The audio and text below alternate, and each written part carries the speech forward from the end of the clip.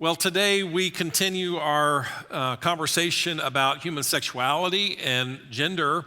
And if you've missed any part of this series, I really encourage you to go back, listen to part 1 and listen to part 2, because these messages kind of build on themselves and help give us context for what we're going to be talking about in the weeks to come. And so if you've missed any one of them, please go back. And some of you are going back and watching them multiple times because you're trying to really become proficient in this whole conversation. And goodness knows we need to become proficient. It's not good enough just to say, yeah, I agree with that. It's going to be something that we have to internalize so that we can dialogue with our family, our friends, our coworkers, and people that we love and care about. Now, last week, we looked at what God thinks, or why our sexuality is so important to God. That was what we talked about last week. We discovered that, and I was going to move on from that. But this week, in prepping again for the message, I just decided, you know what? We're just going to push the pause button again, and instead of talking about why our sexuality is such a big deal to God, and it is, I think we need to look at why our sexuality is such a big deal to our culture. And so today, that's what we're going to be talking about. And we're going to consider that, and hopefully today will be helpful.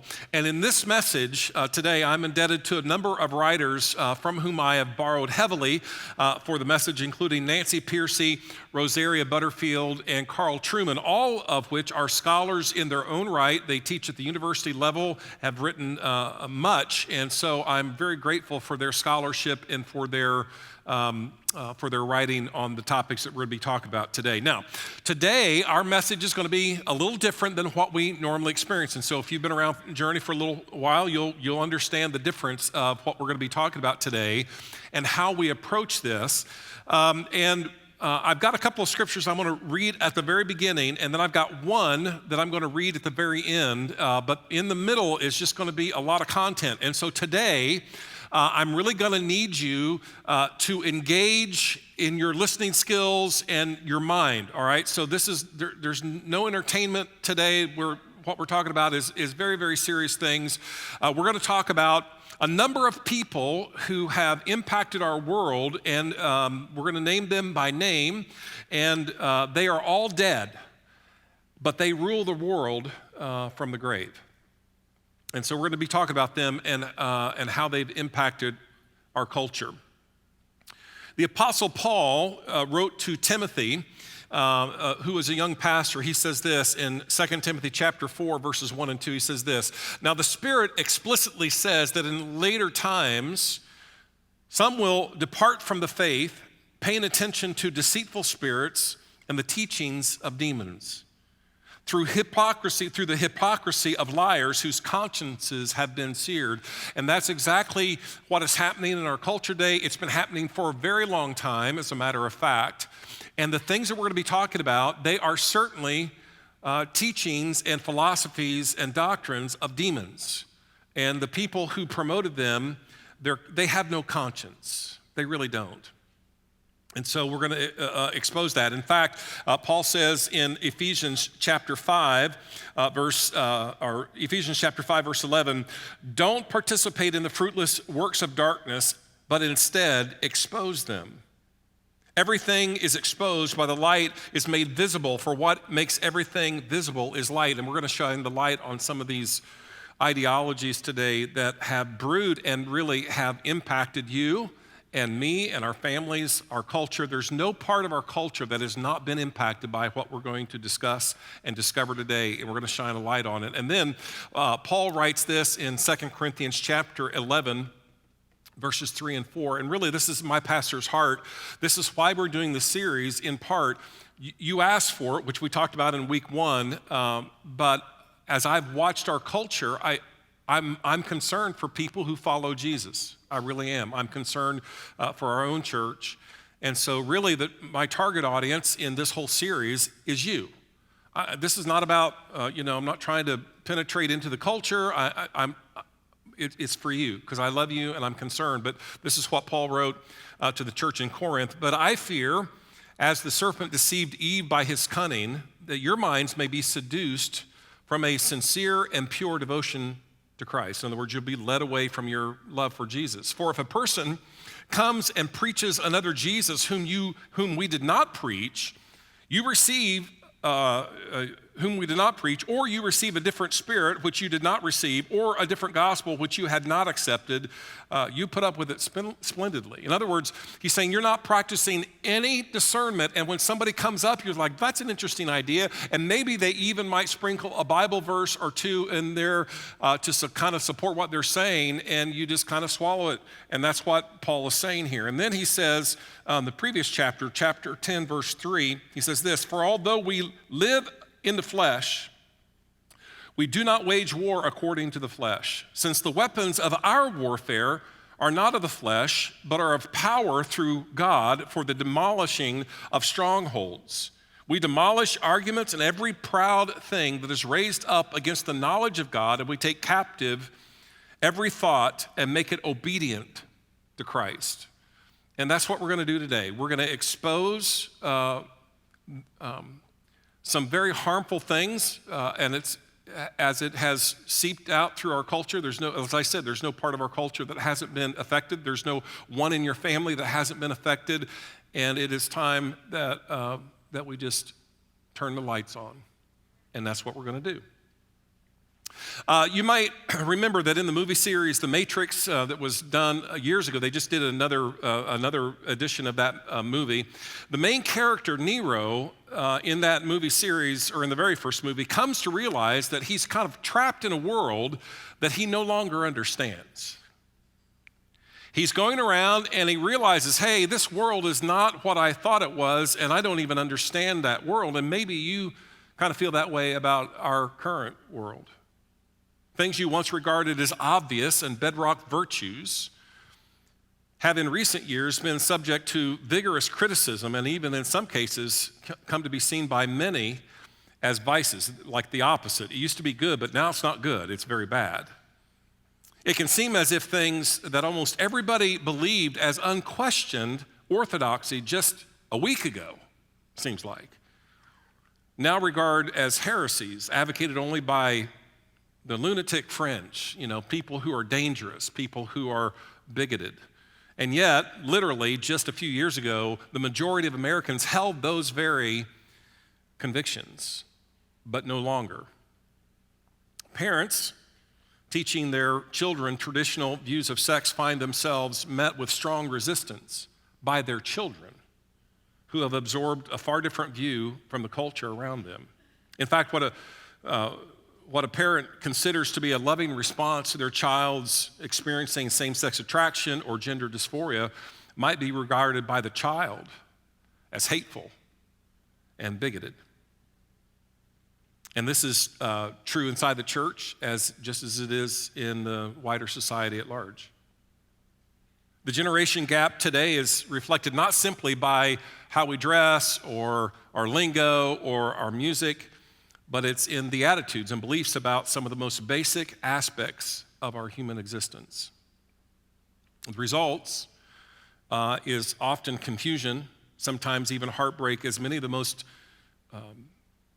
difficult conversations and things that we talk about happen around the dinner table, happen in our own families. As Carl Trueman says, welcome to the strange new world.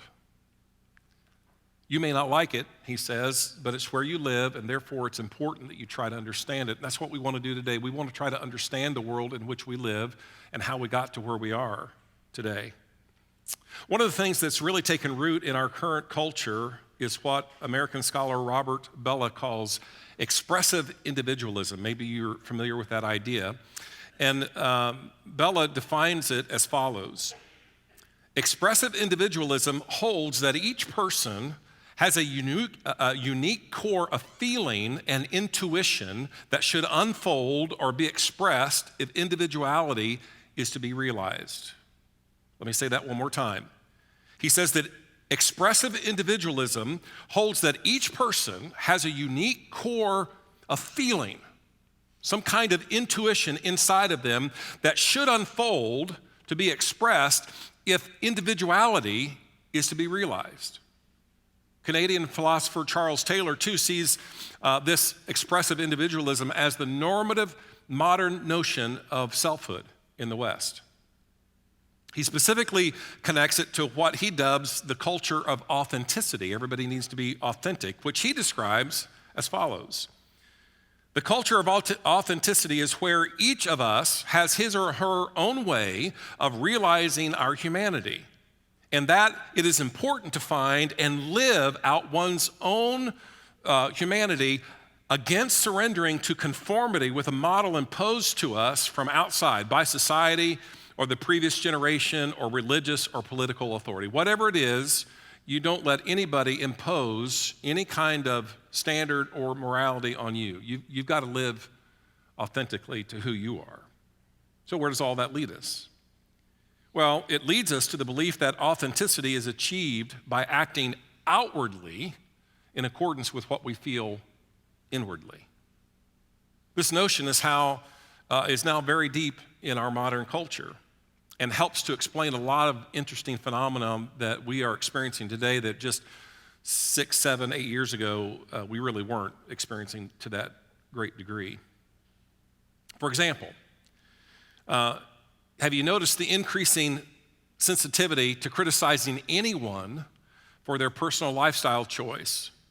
It reflects the view of the world where each person is free to perform life in whatever way they choose. And any attempt to express disapproval is therefore blown not simply as a particular, a blow not simply to the particular ways of behaving, but against the right of that person to be whomever they wish to be. That explains the phrases that are so common among us today. You do you. You do you. Be true to yourself. When you understand the idea of expressive individualism, it provides kind of a broad backdrop to what we commonly know as the sexual revolution. Now, when we hear the term sexual revolution, many of us are tempted to think about the ways in which sexual morality has been transformed since the 1960s. Often, we tend to assume that these changes involve the expansion of the range of socially acceptable sexual behavior. Yet it would be a mistake to see the sexual revolution merely in terms of loosening of moral boundaries. It's more than that. What marks the modern sexual revolution out as distinctive is the way it has normalized nearly every and all form of sexual expression. Things that used to be stigmatized in our culture today are celebrated as a normal part of mainstream culture. The sexual revolution does not simply represent growth in the routine transgression of traditional sexual codes or even a modest expansion of the boundaries of what is and is not acceptable sexual behavior. Instead, it's the repudiation, the flat-out repudiation of the very idea of such standards in their entirety. More than that, it has come in certain areas to the point where belief in or maintenance of such views have come to be seen as ridiculous and even a sign of serious mental or moral deficiency. You better keep up with the times. And to understand this, we need to see the sexual revolution as a particularly sharp manifestation of the characteristics of expressive individualism. If the individual's inner identity is defined by sexual desire, then he or she must be allowed to act out on that desire in order to be an authentic person, because we have to be authentic. Obviously, Western society still has some sexual codes and places limits on sexual behavior. Pedophilia, for example, continues for the time being to be outlawed in the United States. But those limits are increasingly defined not so much by the sex acts themselves, but by the issue of whether or not the parties involved have consented to those acts. Again, notice what the sexual revolution has done. It has brought us to the point where sexual acts in themselves are seen as having no intrinsic moral significance. It's the consent or not of those engaging in them that provides the moral framework. So, if we take the most dramatic developments of the sexual revolution, say the legitimization of something like transgenderism, it is interesting to ask what wider things society already needed to regard as normal in order for this to be first plausible and then normalized itself. The sentence, "I'm a woman trapped in a man's body," would have been nonsense to your grandparents. Had it been uttered by somebody to a doctor in the past 75 years or 75 years ago, the doctor would almost certainly have responded to the patient that they had a psychiatric problem and that their mind needed to be treated so as to bring its feelings into line with their physical body. Today, the doctor is more likely to respond that the problem is such that the patient's body needs to be brought into alignment with those inner feelings. In fact, if a doctor were to respond as she would have 75 years ago, she would find herself subject to legal action and losing her license. So what has changed so drastically to bring this new situation about? The 18th century philosopher Rousseau was born in 1712 and died in 1778. His influence is still felt today. Rousseau was a bit odd, but he was brilliant. He's self-taught. He was multi-talented. He wrote novels and plays. He tried his hand at musical composition. He worked as a civil servant. He developed philosophies of society and education that continue to influence modern discussions on these very topics. His thought was also an inspiration for both the French Revolution, which was a very bad thing, and the artistic movement that we now know as Romanticism. He was kind of a rather obstinate, nasty, and at times paranoid man. He famously fell out with the contemporary Scottish philosopher David Hume and notoriously sent all 5 of his children to an orphanage almost immediately upon their birth, basically dooming them almost to an early death in his day. Didn't care. Among Rousseau's influence was also that he locates a person's identity in the inner psychological life. Your identity is somewhere buried deep in your psyche. For Rousseau, how a person feels is central to who they are. Another aspect of his influence is that he saw society or culture as exerting a corrupting influence on the self. So society itself was corrupting the individual. So to the extent that society prevents us from acting consistently with our inner feelings, to that extent it prevents us from being who we really are. So in his view, society is the thing that makes us inauthentic.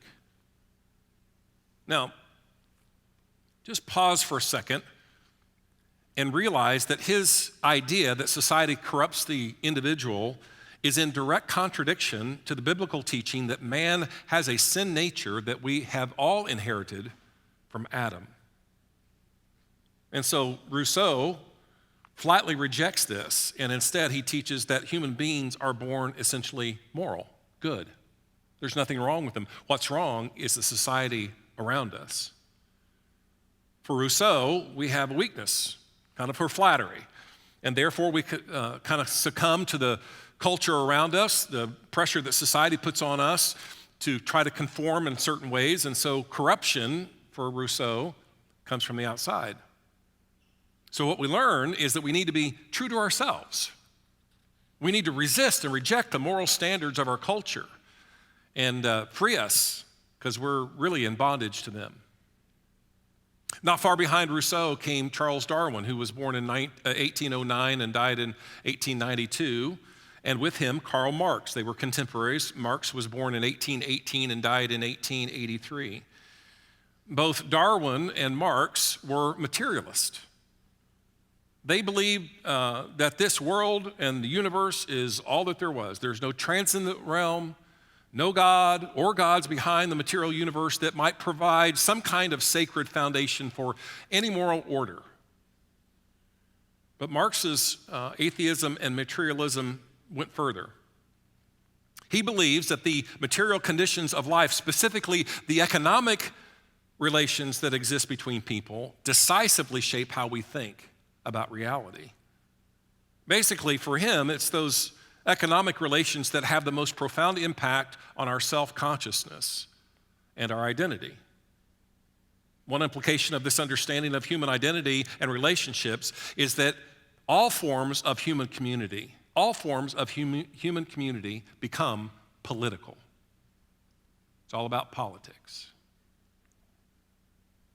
So everything from the village sports team to trade unions to they all draw their ultimate significance from the role it plays in the economic and thus political nature of the society around us. Marx also hated any religion, especially Christianity. In his view, intellectual advancement proved that religion was a fraud, and he was angered when people persisted in believing. And so Marx grew to think of religion in three different ways. First, he saw religion as something that man created. At its most positive, religion plays a kind of a psychological need. The pain and suffering that economic alienation causes are alleviated by the false hope of a life of eternal bliss hereafter where all wrongs are righted and peace and justice prevail. It's a fantasy to Marx. Second, he saw that it not only meets the psychological needs of the workers, but it also works in the interest of the bosses of the factory because it enables their workers who are being oppressed to endure their present woes and not rise up in rebellion because they were basically going to be a moral people, so kind of cut both ways. The oppressors liked religion because it kept the little people at bay and they wouldn't rise up. Which leads him to his third idea about religion, and that is that it needed to be demolished at all costs, that hope needed to be demolished, false hope, the debunking of religion. It was vital for him if the working class is to realize their truly desperate nature of its condition and then take action in this world to rectify the situation. You got to get rid of hope, then you get angry, and then you get even and you take it back. It's Marx. With Darwin's theory of evolution, God was no longer needed. And so humanity could progress past religious superstition. We're always progressing. But with the death of God and therefore being freed from the burden of being creatures of God, human beings, we have to rise up to the challenge of self-creation, of being whoever we choose to be. But perhaps even more bluntly, be whoever or whatever works for you. You do you. Whatever works for you. You should feel no obligation to conform to the standards or criteria of anybody else, especially religion, especially Christianity. So, whatever makes us feel good about ourselves, that's what we must do. Morality is, again, something that man makes up. It reflects his personal taste. And this is very helpful when we think through all of this about our current moral climate. So often the language we use reflects cultural intuition. People will speak of morality in terms of taste or aesthetics. That remark was hurtful to me. That idea was offensive. I'm offended. That viewpoint makes me feel unsafe. Now, such expressions don't make a statement about whether or not the situation in hand is right or wrong. It just is a personal opinion. It's just how they feel. And what feels right to them doesn't necessarily make it right for you. My truth is different than your truth. And since God is dead, what are we to do? Well, we create our own ethical code. That's what we do. What is good and evil is simply a matter of taste and preferences, especially for those with the power. And enforcing their ethics on others is how they maintain their power. So we've got to blow up the whole system. With the death of God, self-creation and self-expression are to be pursued, and more than that, celebrated. And now we have an environment where sexuality can become its own religion. One of the most obvious aspects of modern public life is the central role that sex plays in it, if you think about it. From legislation on matters of sexuality to the apparent need for the public to know about the sexual orientation of sports stars and actors and so forth, The role of sex in our culture is pervasive, and really it's never been as high as it is today. And why is this? Why now? Well, the simple answer is that sexual desire has emerged in the last 100 years as a primary category for understanding our identity. Don't miss that. Over the last 100 years, our sexuality has become a primary way for understanding our very identity. In biblical times or in ancient Greece, sex was regarded as something that human beings did. But today, it is considered to be something vital to who human beings are. Hence, we now have the whole notion of sexual identity and the ever-expanding letters to make up the LGBTQ plus alliance. But how do we get here? It's remarkable that among those who adopt a purely materialist worldview often end up turning sex into a substitute religion of sorts. And I'm not making that up. You're going to see this in just a second. And when sex becomes a religion, then nothing is allowed to stand in its way, especially not Christianity and not Christian morality.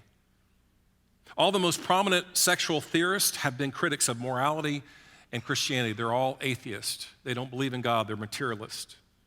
They see morality as an obstacle to human happiness, an evil force from which we must be liberated at all costs. Take, for example, Sigmund Freud. Born in 1856, died in 1939.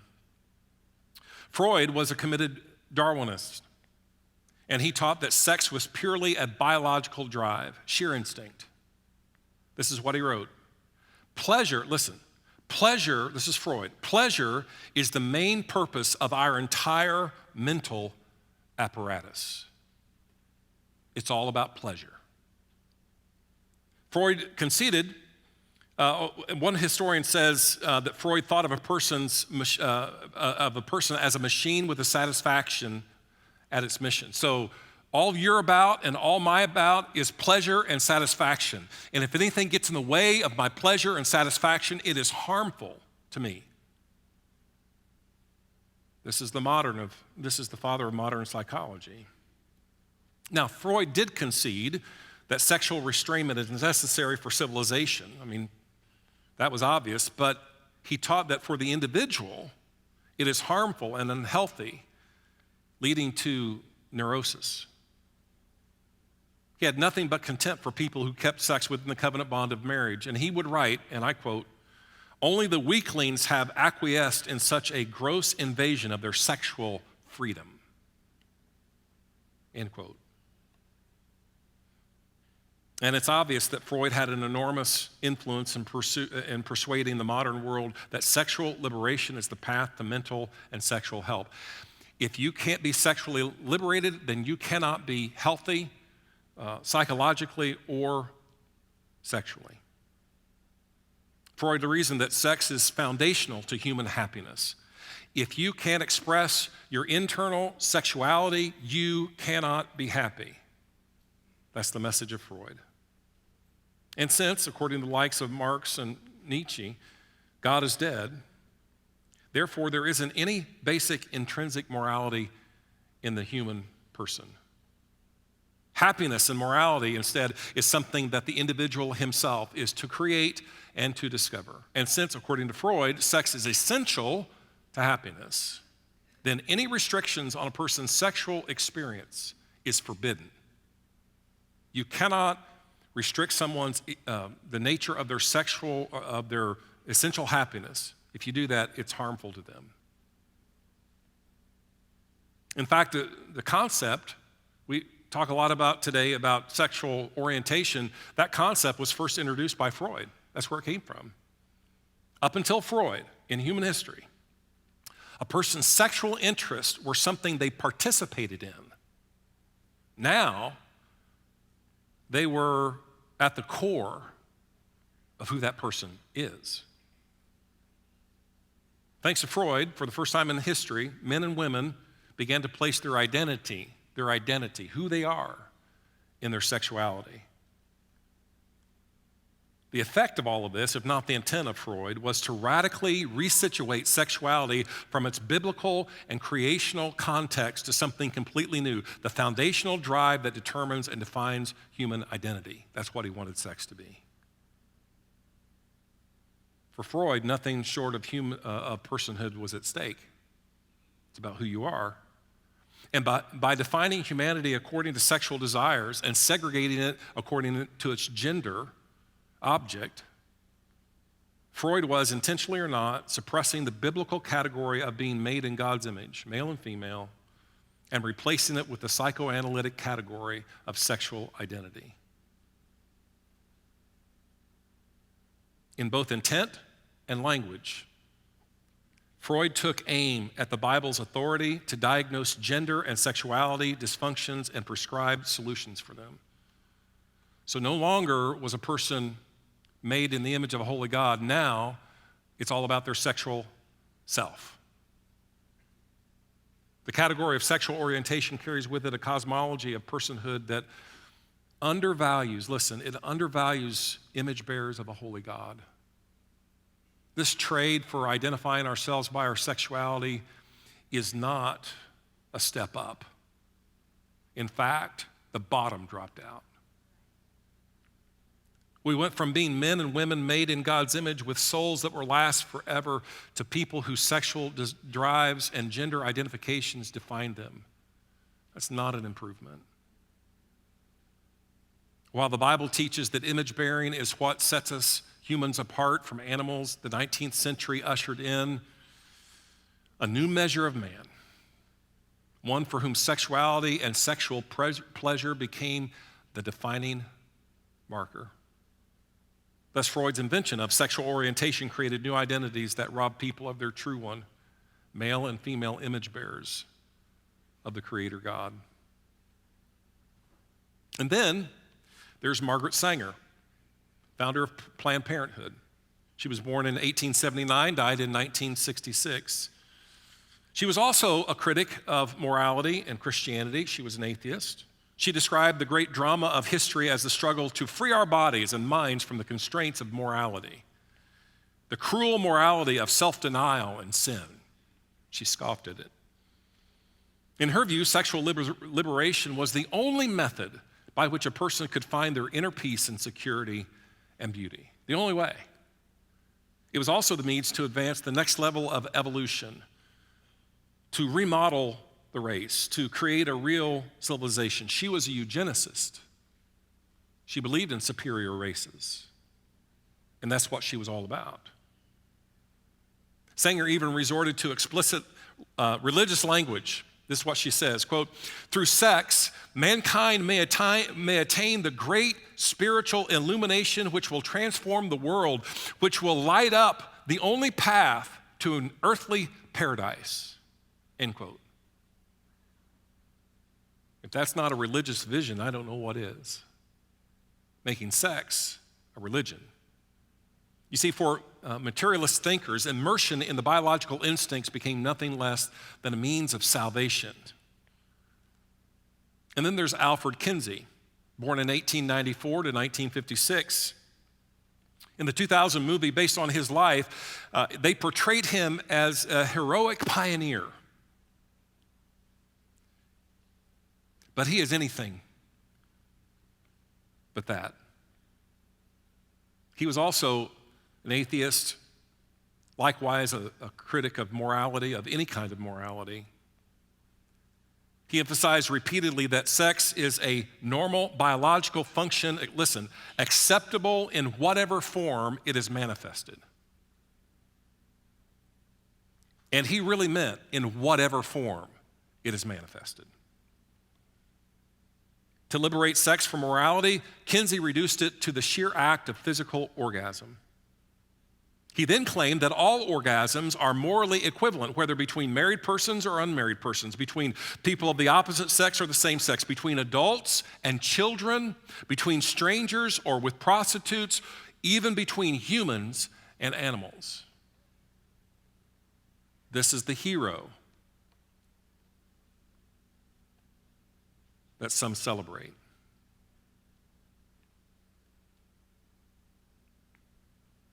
He ignored the fact that these situations involve vastly different relational, emotional, social, and moral and spiritual dimensions.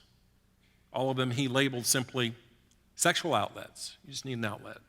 And it doesn't matter with who or how or when or how many times. And he pronounced them all equally acceptable.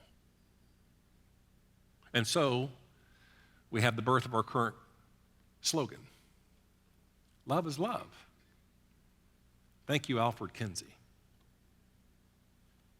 Like his predecessors, Kinsey was deeply committed to Darwinism and materialism, referring to humanity in reductionist language as the human animal. That's all you are. You're no different than any other animal.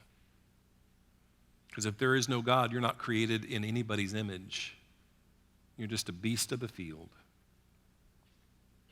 Any behavior, he would say, that could be found among animals, he considered normal and normative for humans as well. Whatever the animals do should be normal for us as well.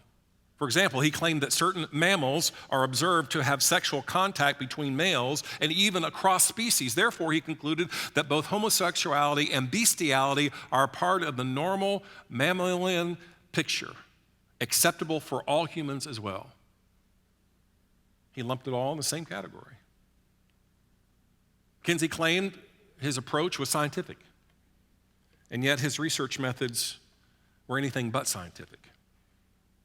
This is the little secret that people don't think about or know about.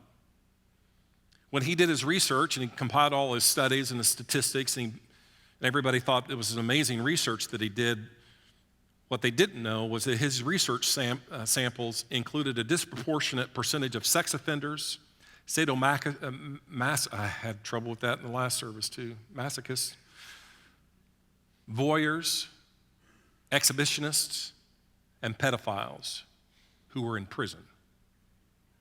That was his sample group. The pedophiles in particular were engaged in illegal behavior as he did the study. Yet Kinsey took them at their word when they claimed that the children were actually sexually enjoying the experience. Kinsey showed no concern about his unscientific research methods because ultimately he was not driven by science. According to Stanford professor Paul Robinson, Kinsey viewed history as a great, quote, as a great moral drama in which the forces of science competed with those of superstition, end quote, by which he meant religion and morality. Kinsey believed that humanity needed to be redeemed and liberated from the biblical sexual ethic. His influence on our university system is incalculable. Sexual liberation would be the means for saving humans from the oppression of religion and morality. That's Alfred Kinsey. And then there's Wilhelm Reich, born 1897, died in 1597, or 1957. We went backwards. In the 1960s, psychologist Reich became a cult figure in the human potential movement.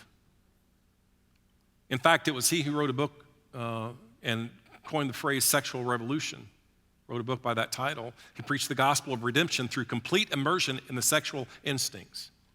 That's what you got to do. He would say the core of happiness in life is sexual happiness. Again, repeating basically what Freud said. If you can't have sexual happiness, it's impossible for you to be happy in life. Therefore, you've got to pursue your sexuality. He promised that all human dysfunctions could be fixed by developing, quote, the capacity for surrender to follow the biological energy without any inhibition, the capacity for complete discharge of all damped up sexual tension through involuntary, pleasurable contractions of the body.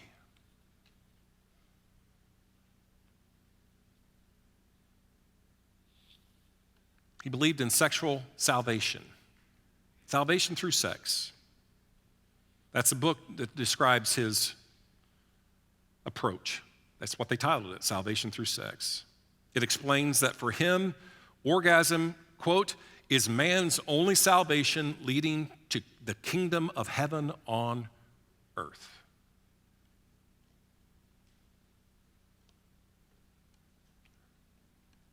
Reich's ideas were widely dismantled or disseminated through a 1966 novel by Robert Rimmer, which sold 3 million copies and was required reading in college courses on marriage and family. This book, back in the 60s, is credited with being the main force behind the creation of co-ed dormitories in American universities. His view on sex is frankly religious. One character in his book states that intercourse, quote, is actually an act of worship, end quote.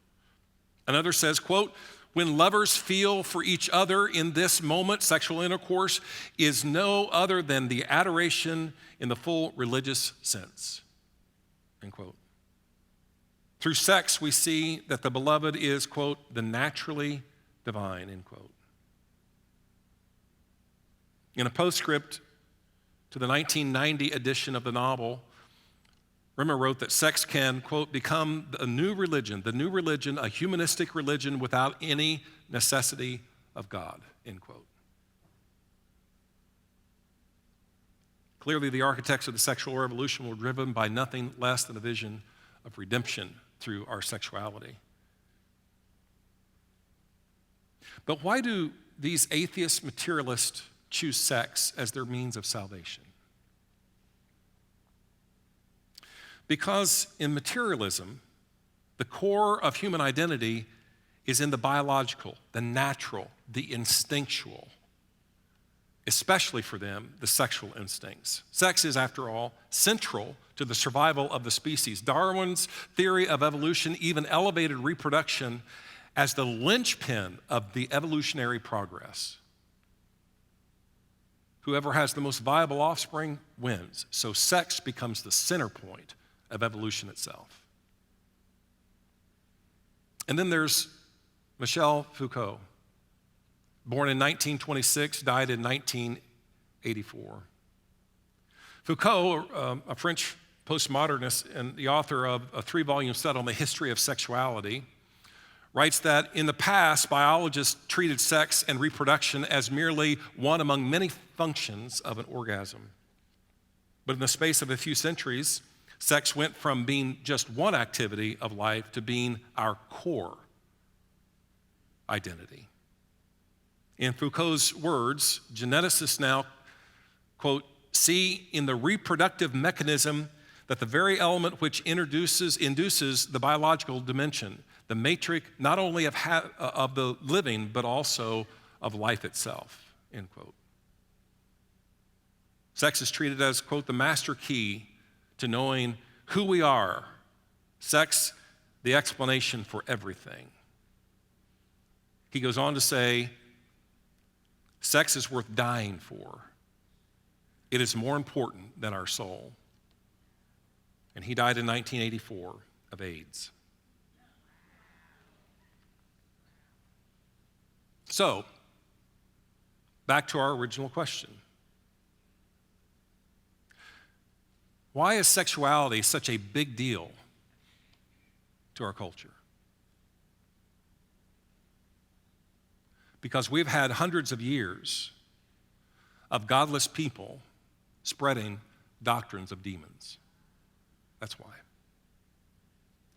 And all of us have been discipled at their feet. You have, I have,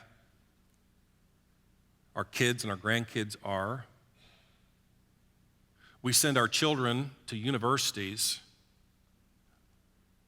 that take a deep dive into what I've described today. That's how their sexuality is formed. And we pay thousands and thousands of dollars for it to happen. So why is sexuality such a big deal in our culture? Because without God, we have to find our identity in something, and sex is that something.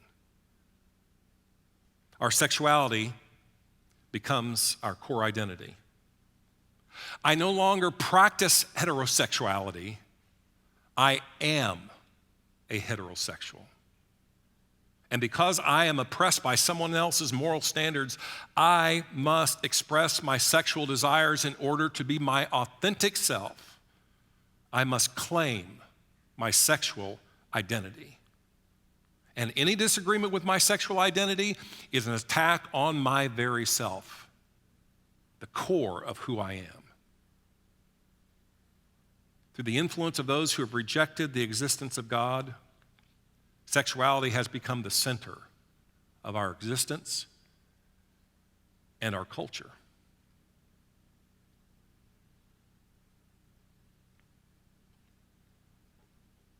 And what is most concerning is that there are scores of Christian people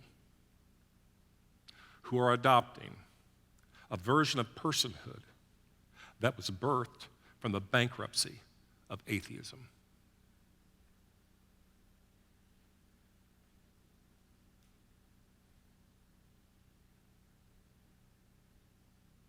We've been discipled by our culture,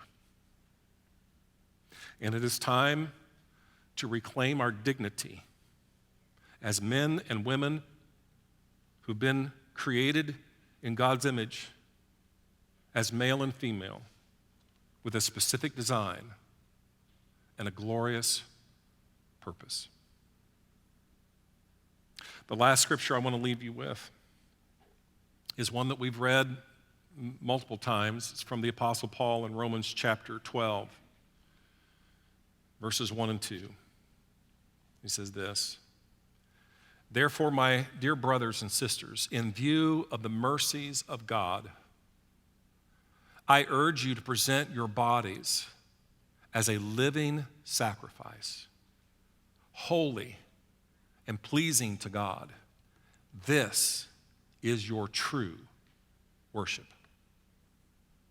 Do not be conformed to this age, but be transformed by the renewing of your mind, so that you may discern what is the good, pleasing, and perfect will of God."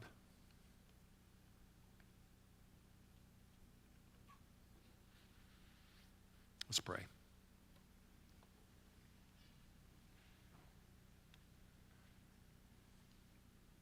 Father, I pray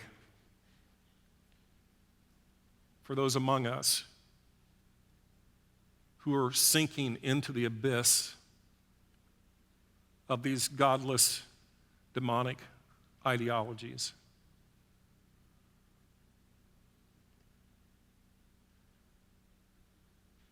Father, would you rescue us from that? Would you bring us dignity once again as men and women who are created in your image, by your design, with a purpose? God, would you renew our minds? And Father, for those in our world and our culture who are promoting these things with much vigor, I pray that you would stand against them, Lord. Confuse them, confound them. May they fail. And may you deliver us from this moment. I pray in Jesus' name. Amen.